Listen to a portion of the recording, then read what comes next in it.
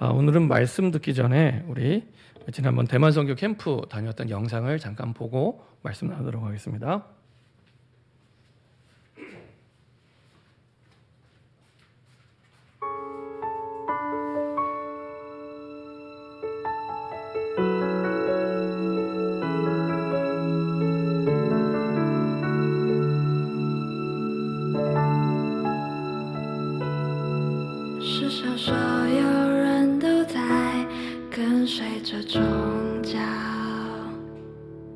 甚至在教会之家，我和我们在黑暗中生病受苦的灵魂们，神必看顾那灵魂们，那是神所预备的，要救我。这时代的唯一的门徒们，刺下打倒仇敌的力量，绝对没有能害你们的人，要救我散去的只是门徒。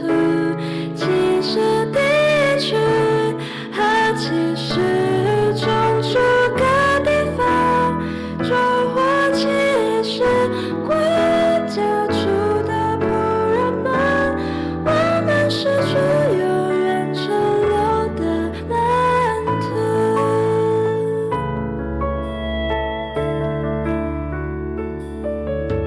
你们是拥有世上没有的。神所赐下的力量，神有宝座的背景，常常保守你，让我们享受神的国度。在那时，神是交托的，就是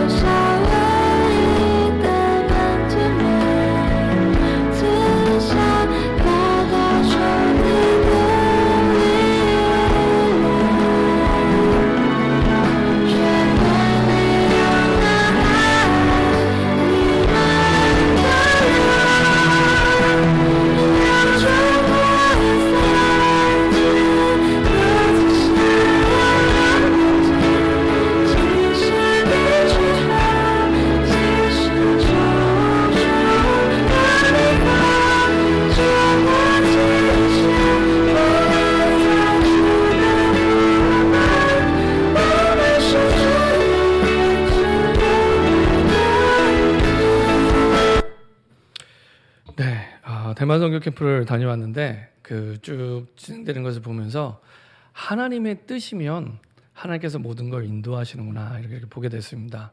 특별히 그 하나님의 뜻이 맞기 때문에 그 모든 것을 하나님이 예비하셨구나 이걸 이제 쭉 보게 하시더라고요. 그래서 진짜 하나님의 뜻만 붙잡으면 다 예비하셨구나. 그 아까 전도팀들 가운데 그 4개 교회 가운데 제일 약한 팀이 이제 그 대만 타이페이 그 선봉교회라고 있습니다. 그 팀이 제일 약한 팀이에요. 그 팀 구성을 보면 5살짜리, 그 다음에 초등학교 6학년, 그 다음에 애기 엄마 전도사님, 뭐 이런 분들이에요.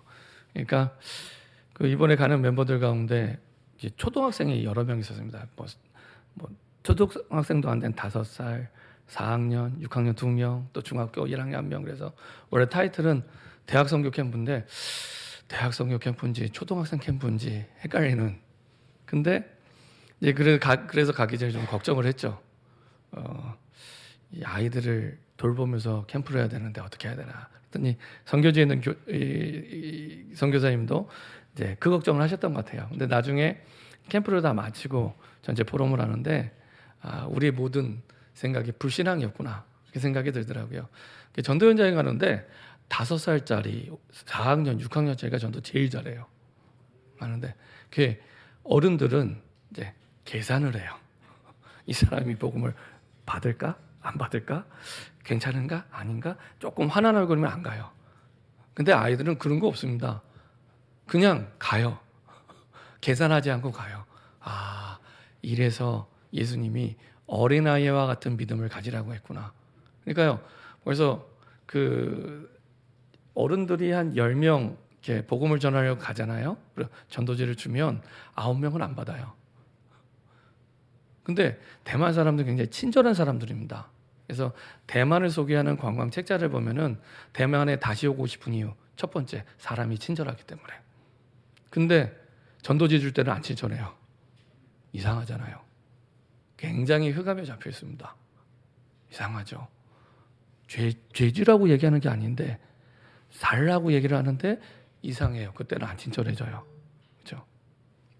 10명 중에 9명은 안 받아요. 근데 아이들은 가서 주면 10명 가운데 9명이 받아요. 이제 아이들이 가기 전에 이제 중국어 수업도 좀 했습니다. 한 10번 정도 중국어 수업을 했는데 뭐 가서 뭐 대단한 말을 했겠습니까? 그냥 뭐 가서 한국어론 나 한국인입니다. 뭐 이런 얘기.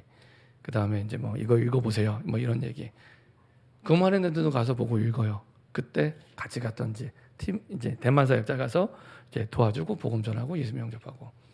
초등학교 6학년 그 렘넌트 한 명은 본인 이렇게 전도해 갖고 한 6명 예수님 영접하기도 하고. 그러면서 나중에 이제 그 선교사님이 포럼하시는데 아이들을 관리하는 게 아니라 아이들 때문에 전도했다면서. 그 보면서도 하나님께서 완벽하게 예비하시고 인도하시는구나. 자꾸만 내가 가진 틀 속에 가두려고 하니 안 보이는구나. 이런 생각들 좀 했고요. 그리고 하나님이 모든 그 뜻에 맞는 필요를 채우시는구나. 확인하게 하시더라고요. 그래서 그 선교지에서 요구하는 여러 가지 많은 사역들이 있는데 이제 신청을 받고 선교사님들의 요구를 듣다 보니 순서가 안 맞는 거예요. 그러니까 원래 신청을 받기 전에 이제 선교사님들의 필요를 알고 그 다음에 신청을 받아야 되는데, 근데 신청을 받고 필요를 들으니 이제 맞는 사람이 별로 없는 것처럼 보이는 겁니다. 그래서 다시 쭉 신상 기록들을 보니까 하나님이 선교지에 딱 맞는 분들을 다 붙여주셨어요. 그래서 이번에 간 분들 가운데 이제 5살부터 60대 중반에 이제 목사님까지 다양한 연령층이 갔는데 그 가운데 그 제일 나이 많으신 그 목사님이 그 전북노회 노회장님인데 이제 딱 정확하게 하나님이 얼마나 정확하게 인도하셨는지 그 타이페이 임마누엘 교회는 청소년 사역이 필요했는데 딱 그분이 전혀 청소년 사역 안 하실 것 같은 그 할아버지가 청소년 사역자였어요. 그래서 대만에 그것도 대만에 5년 6년째 계속 왔다 갔다 하면 청소년 사역을 하시는, 한국에서도 청소년 사역 하시는. 그래서 야, 참 전혀 저는 모르는 분입니다. 근데 하나님이 정확하게 선교제를 위해 하나님의 뜻을 위해 준비하시고 인도하시는구나. 어떤 하나님이 쭉 보게 하시더라고요. 그리고 아까 보았던 그 절의 문지기들이 예수님을 영접했는데 그 팀에 사실은 그 5살짜리 꼬마가 있는 팀입니다.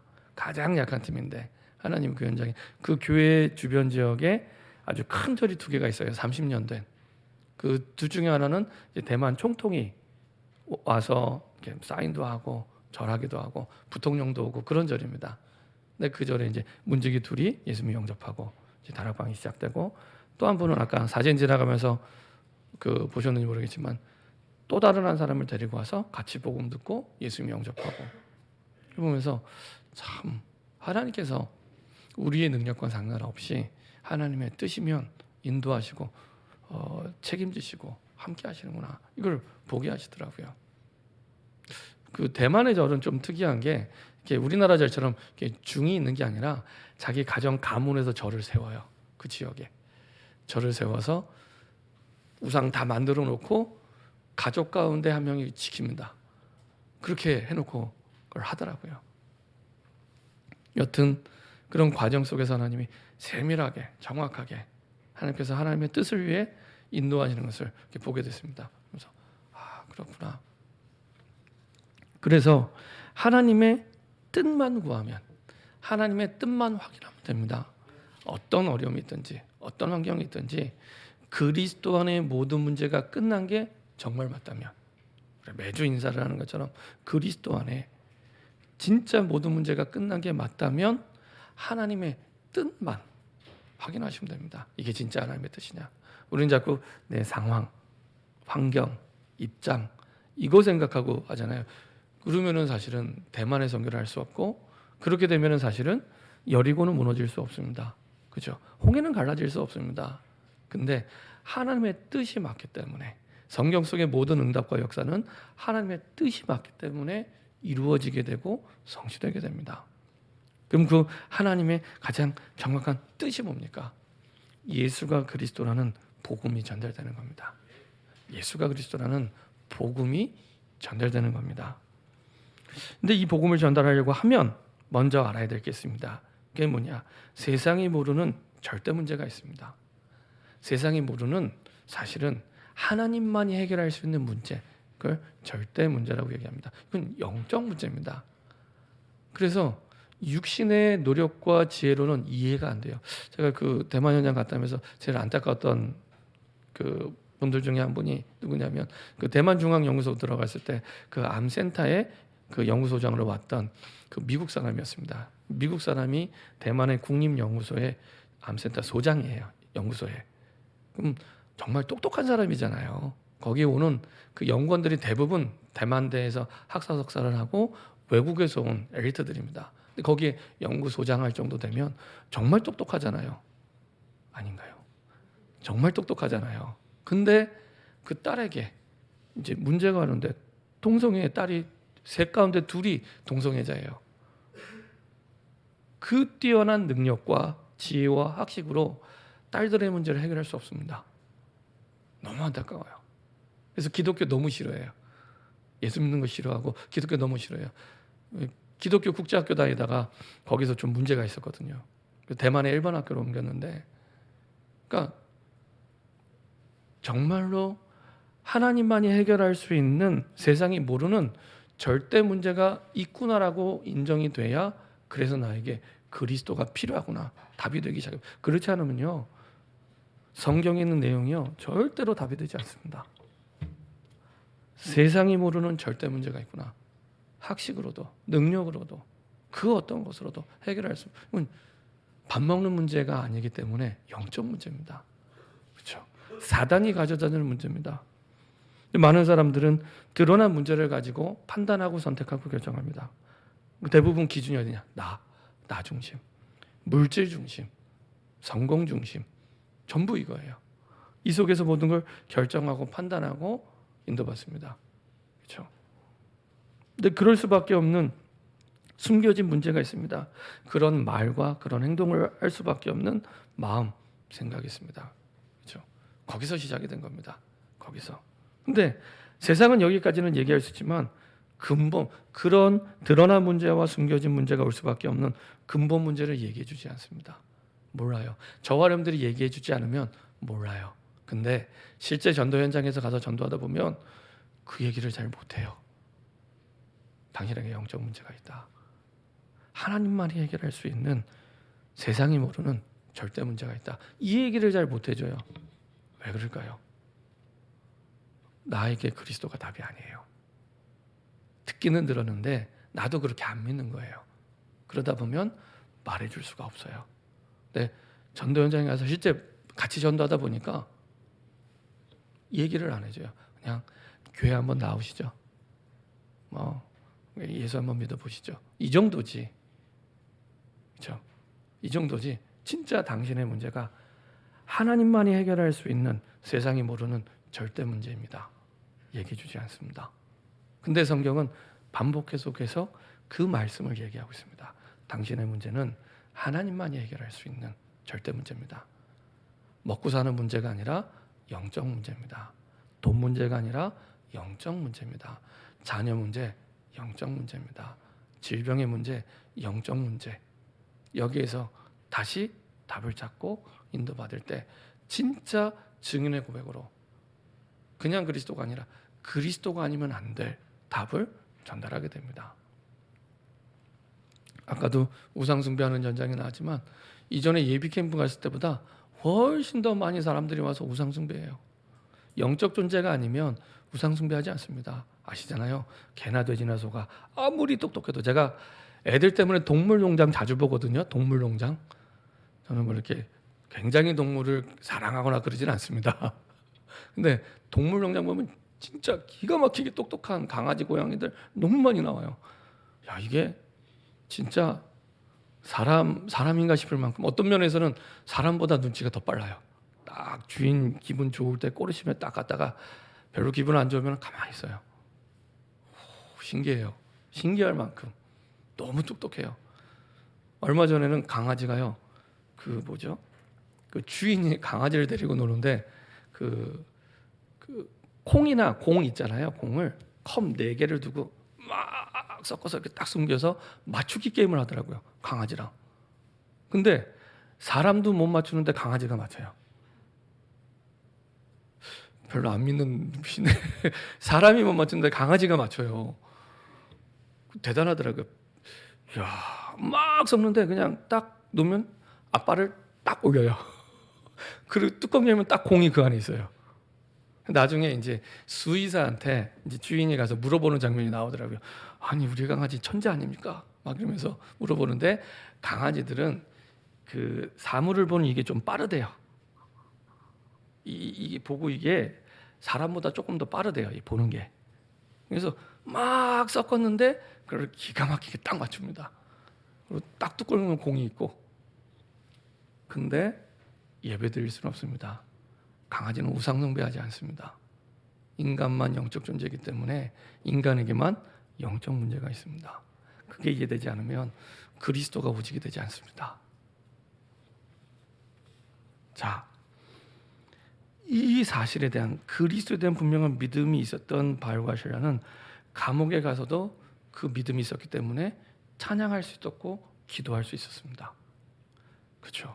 감옥에 가는데 뭐가 기뻐서, 뭐가 감사해서 찬양을 하고 기도를 합니까? 근데 이 믿음이 있었던 거예요. 그리스도에 대한 믿음, 그 믿음이 있었기 때문에 그 속에서도 기쁜 마음으로 찬양하고 기도할 수 있었습니다.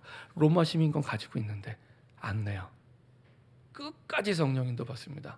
여기 하나님의 구원 계획이기 때문에 이미 1차 전도행에서 그걸 체험했어요. 루스드라에서. 그래서 찾아낸 평생의 영적 아들 디모데가 있었거든요. 거기에 대한 확신이 있었기 때문에 로마 시민권이 있어도, 잡혀갔어도, 감옥에 갔어도 시민권을 내놓지 않고 거기서 찬양합니다. 기도합니다. 그 믿음이 있었기 때문에. 그리고 그 구원 계획대로 간수가 복음을 받게 되고요. 하나님의 나라가 임하게 됩니다. 그리고 데살로니가 지역으로 넘어와서 전도하게 됩니다. 여기에서 하나님은 최고의 열매를 주십니다. 지난주에 말씀드렸던 대로 바울이 세운 교회 가운데 가장 칭찬받는 교회, 데살로니가 교회입니다. 믿음의 색깔이 데살로니가 1장 3절 5절, 그죠? 믿음의 역사와 사랑의 수고와 소망의 인내가 있는 가장 복음적인 색깔을 가진 교회, 데살로니가 교회입니다. 여기에서 바울이 복음 전하는데요, 인간에게 정말 필요한 게 뭔가, 진짜 인간에게 필요한 게 뭔가, 그렇죠? 이걸 가지고 이제 복음을 전하게 됩니다. 그래서 바울이 사도행전에서 복음을 전할 때는 그냥 예수가 그리스도 이렇게 얘기한 게 아니라 왜 꼭 예수가 그리스도가 돼야 되는지 이유를 얘기해 줍니다. 세상에 종교가 얼마나 많은데요. 우상이 얼마나 많은데요. 저는요, 그 여러 가지 대만에 가서도 노랬지만은 아까 마지막에 끝부분에 그 보여줬던 장소 가운데 그 중정기념관이라고 있습니다. 중정기념관.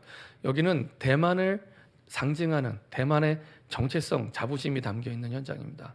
그래서 그 중정기념관을 둬서 대만의 정체성을 잃지 않도록 딱 만들어 놓은 기념관이거든요. 그 앉아있던 사람이 사실은 그 대만의 초대 총통이었던 장개석입니다. 근데 그 규모가요 어마어마합니다. 저도 북경의 자금성을 가봤지만 진짜 대만의 땅덩어리는 아주 작습니다. 지난번에 말씀드린 대로 경상도, 전라도 합쳐놓은 크기밖에 안 되는데 그 중정기념관 만들어 놓은 크기는요, 아까 사진 보면 알겠지만 사람이 조그맣게 보일 만큼 어마어마한 스케일로 만들어 놨어요. 그러니까 진짜 그것만 보면 무슨 대륙의 스케일 같아요. 근데 그 장개석 초대 총통이 딱 앉아 있는데 어디를 바라보고 있냐? 앞이 환하게 뻥 뚫려 있거든요. 그 아까 보였던 사진대로 끝까지 뻥 뚫려 있는데 그게 중국 대륙입니다. 중국 대륙을 바라보면서 딱 앉아 있어요. 그러니까 이 대만 사람들이 언젠가는 저 중국 대륙 저기로 갈 거라는 딱 마음을 갖고 있는 거예요. 그래서 그 대만의 초대 총통의 그 앉아 있는 방향을 아예 그렇게 만들어 놨더라고요. 그렇구나. 근데 그런 자리에 지하에 가보면 뭐가 있냐? 이슬람 기도실이 있어요. 이슬람 기도실이 있어요. 너무 잘 만들어놨어요. 제가 사진으로는 여기 안 나왔지만 제가 사진 이렇게 찍었는데 이야 깨끗하게 잘 만들어놨어요. 기도 시간표까지 문에 딱 붙여놓고 완전히 하루 종일 기도실이 이제 운영이 되도록 그렇게 만들어놨어요. 그리고 그 안에 들어가면 사진 2개를 이쪽에다 딱 붙여놨는데 메카와 메디나 자기들이 성지라고 생각하는 그 2군데를 딱 붙여놓고 거기를 바라보면서 이 사람들은 기도하거든요. 하루에 5번씩. 그러니까 전 세계의 3분의 1을 이슬람교가 장악할 만큼 전 세계에서 가장 빨리 그 종교 인구가 늘어나는 사실은 종교가 이슬람교입니다. 완전히 장악했습니다. 완전히 장악했습니다. 그 이유, 그 힘이 어디서 나오냐? 하루에 5번씩 기도한다니까요. 이슬람교를 믿는 사람은 하루에 5번 기도하는 게 의무입니다. 의무. 그리고 평생에 한 번은 메카 메디나를 가야 되는 것. 왜요? 어마어마합니다.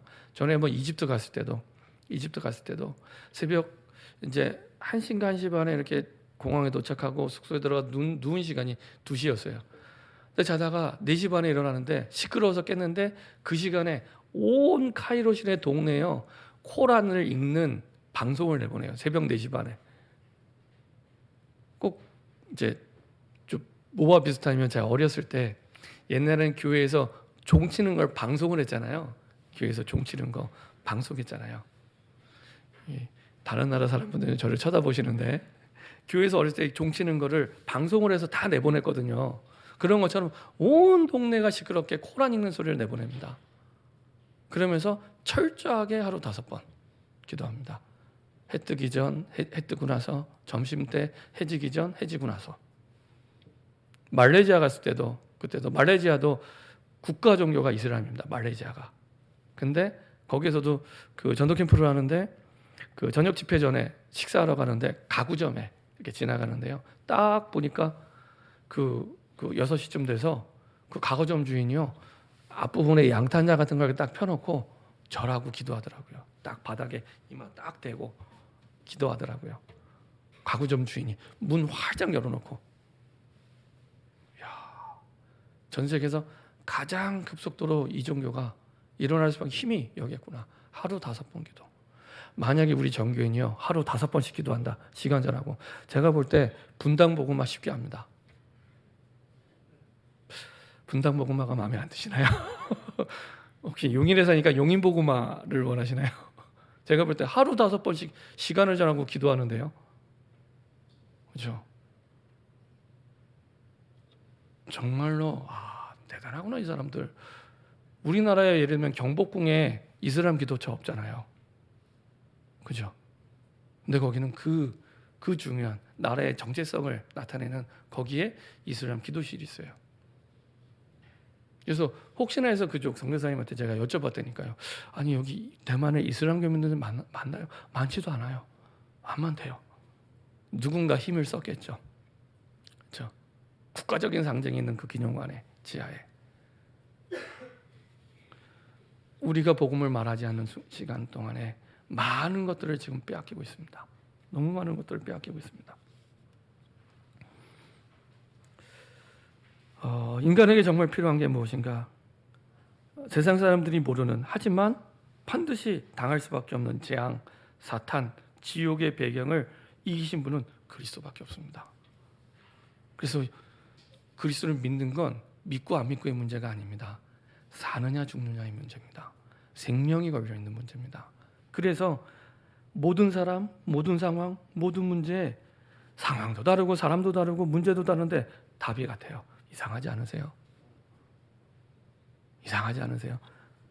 사람도 다르고 상황도 다르고 문제도 달라요. 근데 답이 같아요. 답이 같아요.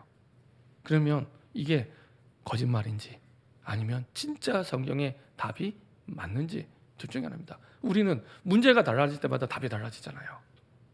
거기서부터 하나님의 말씀과 안 맞는 겁니다. 한번 확인해 보겠습니다.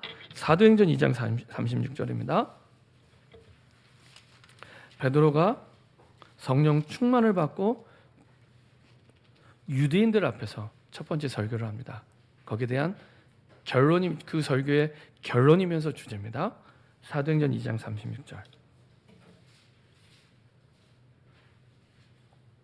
한 목소리로 합독하겠습니다. 그런즉 이스라엘 온 집은 확실히 알지니 너희가 십자가에 못 박은 이 예수를 하나님이 주와 그리스도가 되게 하셨느니라. 십자가에 못 박은 이 예수가 우리의 주, 우리의 하나님, 그리고 우리의 그리스도가 되게 하셨다. 자, 사도행전 3장 6절입니다. 같이 합독하겠습니다. 베드로가 이르되 은과 금은 내게 없거니와 내게 있는 이것을 내게 주노니 나사렛 예수 그리스도의 이름으로 일어나 걸으라 하고, 분명히 안진병이 드러난 문제는 질병과 돈 문제였습니다. 근데 베드로는 봐, 너 질병, 안진병이 치유돼야 돼. 봐, 너 돈 있어야 돼. 이렇게 얘기 안 하잖아요. 은과 금은 내게 없거냐, 네 문제가 뭔지 알아, 이 얘기입니다. 은과 금은 내게 없거니와 내게 있는 건 내게 주노니 곧 나사렛 예수 그리스도의 이름으로 일어나 걸으라. 근데 이 안진병이의 인생 문제 모든 것이 이때 끝나게 됩니다. 그렇죠? 자, 사도행전 4장 12절입니다. 역시 자기를 죽이려고 하는 유대인들 앞에서, 이때는 일어난 안진병이가 옆에 지금 서 있는 장면입니다. 도망가지 않고 서 있는 장면에서 베드로가 죽이려고 하는 유대인 제사장 서기관에게 얘기하는 내용입니다. 12절 같이 합독하겠습니다. 다른 이로서는 구원을 받을 수 없나니 천하 사람 중에 구원을 받을 만한 다른 이름을 우리에게 주신 일이 없음이라 하였더라. 다른 길 없어. 이 길만이 살 길이야. 이렇게 얘기하는 겁니다. 근데 이거를 혼자서 독백한 게 아니고요. 자기를 죽이려고 하는 사람들 앞에서 선포한 겁니다. 그것도요. 그 사람들이 다 아는 안진뱅이가 딱 일어서서 할 말이 없는 거예요. 증거가 있으니까. 자, 사도행전 5장 42절입니다. 이제는 계속 이 말을 하다가 잡혀가서 두들겨 맞고 감옥에 갔다가 이 말만 하지 마, 예수가 그리스도는 말만 하지 마 하고 나왔는데 또 그 말을 하는 겁니다. 사도행전 5장 42절 같이 한 목소리 합독하겠습니다. 그들이 날마다 성전에 있든지 집에 있든지 예수는 그리스도라고 가르치기와 전도하기를 그치지 아니하니라. 그렇죠? 좀 이상한 겁니다. 계속 지금 상황도 다르고 장면도 다르고 대상도 다르고 문제도 다른데 계속 똑같은 말. 미쳤든지 진짜 답이든지, 그렇죠? 둘 중에 하나입니다. 사도행전 16장 18절 귀신 들린 여종에게 이제 그 여종을 살리는 답입니다. 사도행전 16장 18절입니다. 같이 한 목소리로 합독하도록 하겠습니다. 이같이 여러 날을 하는지라 바울이 심히 괴로워하여 돌이켜 그 귀신에게 이르되 예수 그리스도의 이름으로 내가 내게 명하니 그에서 나오라 하니 귀신이 즉시 나오니라. 그렇죠? 예수 그리스도의 이름으로. 자, 17장 3절입니다. 또 이제 지역이 바뀌었습니다. 데살로니가 지역으로. 같이 한 목소리 합독하겠습니다. 뜻을 풀어 그리스도가 해를 받고 죽은 자 가운데서 다시 살아나야 할 것을 증언하고 이르되 내가 너희에게 전하는 이 예수가 곧 그리스도라 하니. 계속 똑같아요. 계속 똑같은 답을 얘기합니다. 자, 그리고 오늘 봤던 18장 5절입니다. 18장 5절 같이 한 목소리 합독하겠습니다. 실라와 디모데가 마게도냐부터 내려오매 바울이 하나님의 말씀에 붙잡혀 유대인들에게 예수는 그리스도라 밝히 증언하니. 이 얘기는요, 이전 얘기가 또 달라요. 이전에 아덴에서 전도에 실패합니다. 전도에는 실패가 없는데 가장 전도가 잘 안 되는 지역이 됐습니다. 아덴이. 왜냐? 철학의 도시에서 철학자들과 얘기하다 보니까 예수가 그리스도라는 복음을 더 선명하게 선포해야 되는데 그 말을 하지 않고 철학적으로 얘기하다 보니 이 부분을 놓쳤던 거예요. 여기에 대해서 깨닫고 나서 선포했던 내용이라서 예수는 그리스도라 밝히 증언하니 이렇게 얘기한 겁니다. 자, 이 설명하는 내용이 사실 고린도전서 1장 23절 24절 나옵니다. 우리 한번 보도록 하겠습니다. 고린도전서 1장 23절 24절 그리고 고린도 2장 2절 보도록 하겠습니다.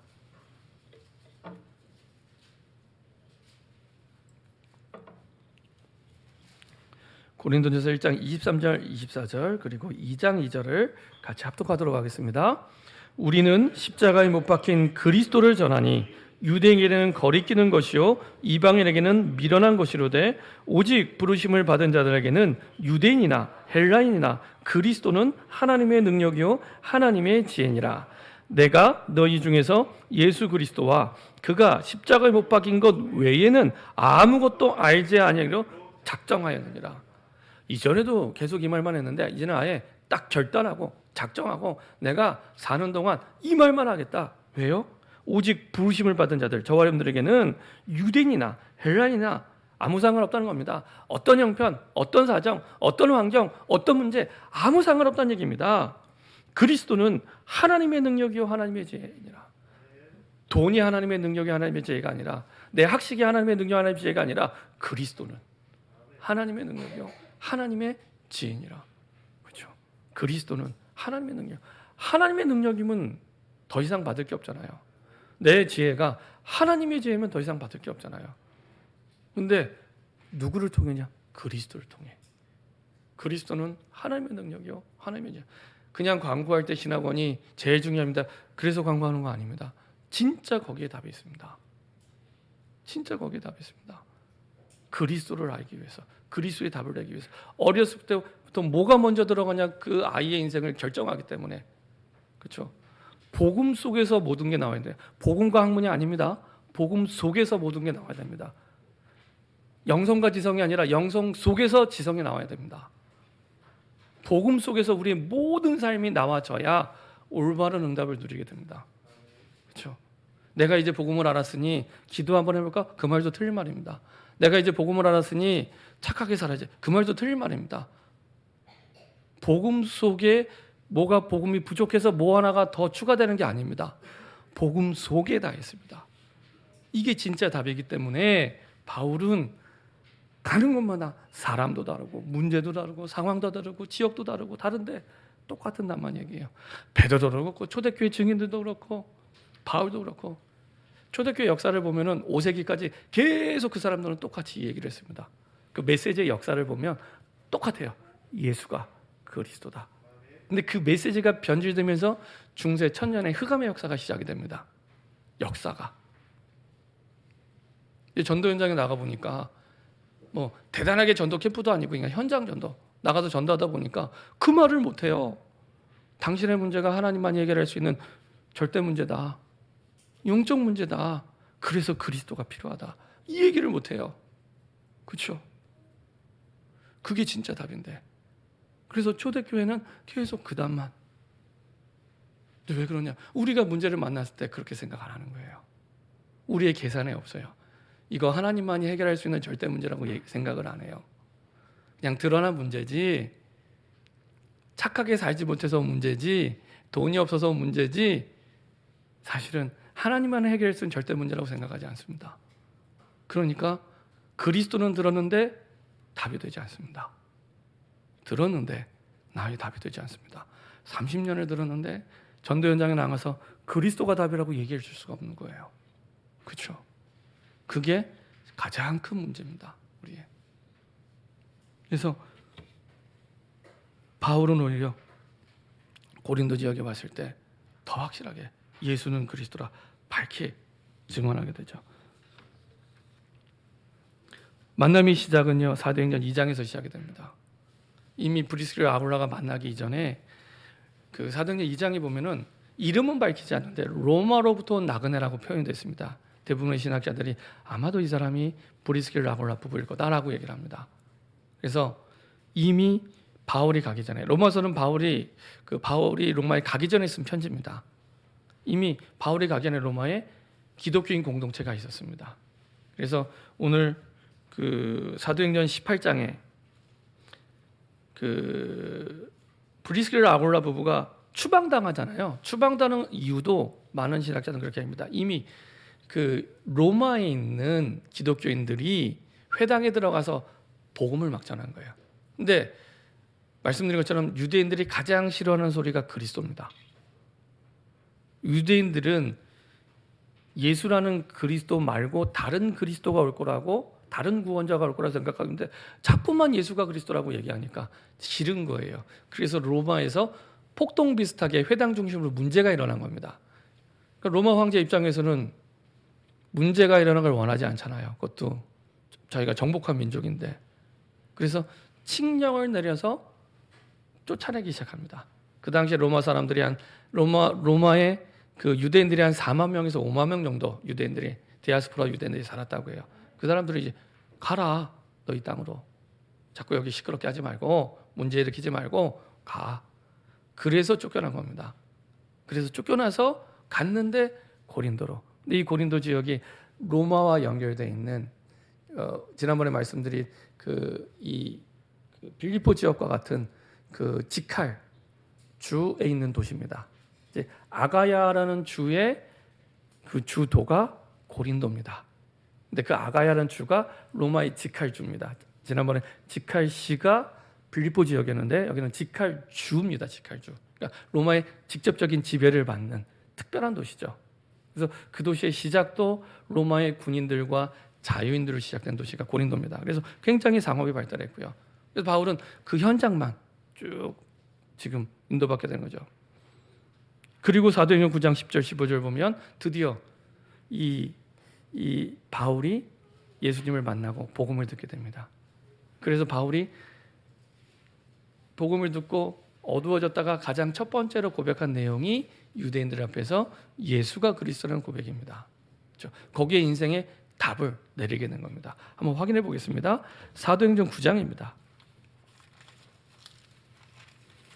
바울이 예수님을 만나고 장님이 됐다가 3일 만에 눈을 뜨고 가장 먼저 유대인들 앞에서 유대인들이 가장 싫어하는 얘기를 합니다. 22절입니다.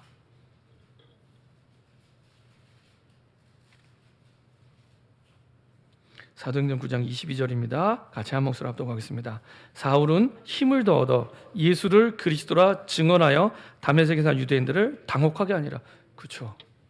예수 믿는 사람 잡으러 다니는 사람이 어느 날 갑자기 돌변해서 예수를 그리스도로 믿으라고 선포하니 얼마나 당혹스러웠겠습니까? 가장 당혹스러운 일이 일어나게 된 겁니다. 이렇게 하나님이 준비하시죠. 그리고 15절에 이렇게 말씀합니다. 사도행전 9장 15절에 주께서 이르시되 가라, 이 사람은 내 이름을 이방인과 임금들과 이스라엘 자손들에게 전하게 택한 나의 그릇이라. 이방인 복음을 택한 그릇으로 부르시죠. 그리고 드디어 사도행 18장 1절부터 4절, 아까 말씀드린 대로 우연히 로마 간 게 아닙니다. 로마의 지칼주의 주도였던 고린도를 하나님 가게 하시죠. 데살로니가에서 고린도까지는 한 85km 떨어졌답니다. 그러니까 걸어서 보통 한 3일 정도 되는 거리라고 합니다. 그 여러 개 도시 가운데 딱 고린도를 가게 하시죠. 이거는 그냥 우연히 빌립보 갔다가 데살로니가 갔다가 그 다음에 고린도 간 게 아닙니다. 처음 바울에게 주셨던 그 언약대로 인생을 지금 이끌어 가시는 겁니다. 하나님이 나를 그냥 인도하시는 게 아닙니다.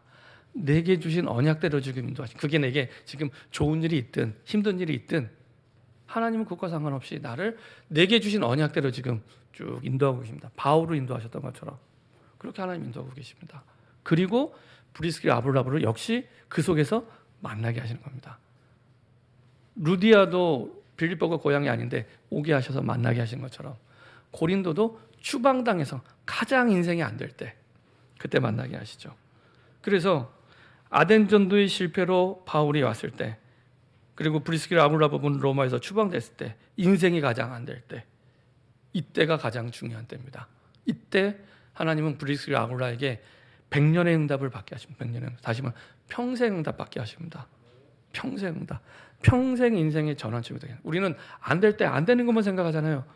그거는 불신자들은 그렇게 생각할 수 있지만 하나님의 저는 그게 아닙니다. 이때가 100년의 응답을 받을 때입니다.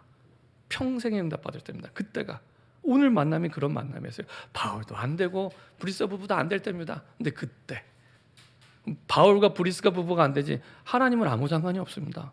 하나님은 여전히 하나님의 언약대로 가장 정확하게 이 만남을 해서 절대적인 만남, 하나님이 만나게 하셨으니까요.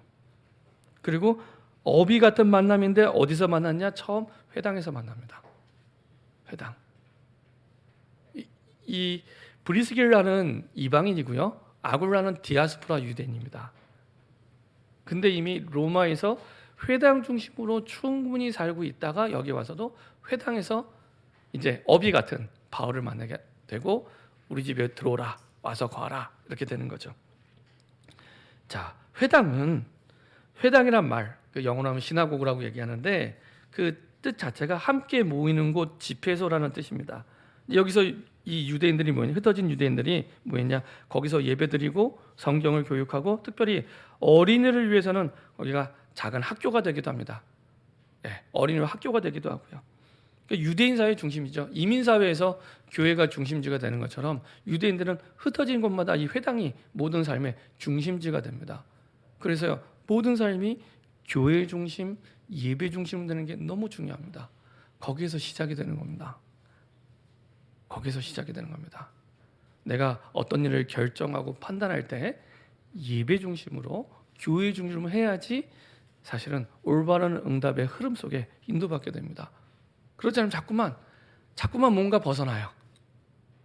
되는 듯 하다가 안 되고, 되는 듯 하다가 안 되고, 되는 듯 하다가 뭔가 그 5%의 차이가 뭐냐면 여기 있습니다. 중심축이 비슷하게 생활하는데 중심축이, 내 삶의 중심이 어떤 중심으로 가 있냐? 복음을 받았는데 그 차이가 되는 겁니다. 자, 이후의 응답이 어떻게 왔습니까? 이제 실라와 디모데가 다시 빌보에 와요. 그래서 같이 전도팀이 돼서 다시 순회 전도를 움직입니다.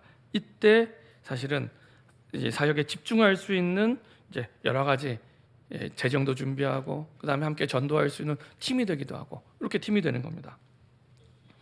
그래서 더욱 힘있게 바울이 말씀 사역에 집중하게 되죠. 그래서 하나님의 말씀에 붙잡혀, 이 말은 진짜 복음에 붙잡혀 다른 말하지 않고 예수는 그리스도라 밝게 증언하게 되죠.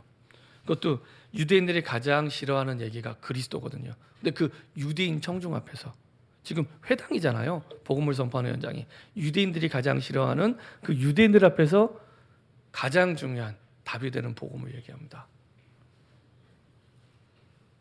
그래서 예수님이 우리에게 약속된 그리스도다. 예수님이, 다른 그리스도 없다. 십자가에 못 박은 예수가 우리가 기다리던 바로 그 예수다. 그 그리스도다. 이 얘기를 전달하는 겁니다. 이 말씀을 선포하는 겁니다. 이거를 증인의 고백으로 말씀을 확인해 가면서 선포하는 겁니다.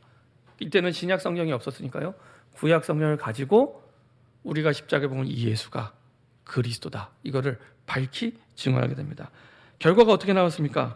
자, 로마서 16장 3절 4절 보도록 하겠습니다. 로마서 16장 3절 4절입니다.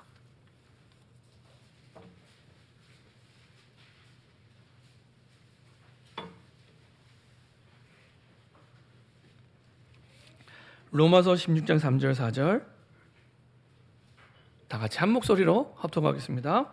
너희는 그리스도 예수 안에서 나의 동역자들인 브리스가와 아굴라에게 문안하라.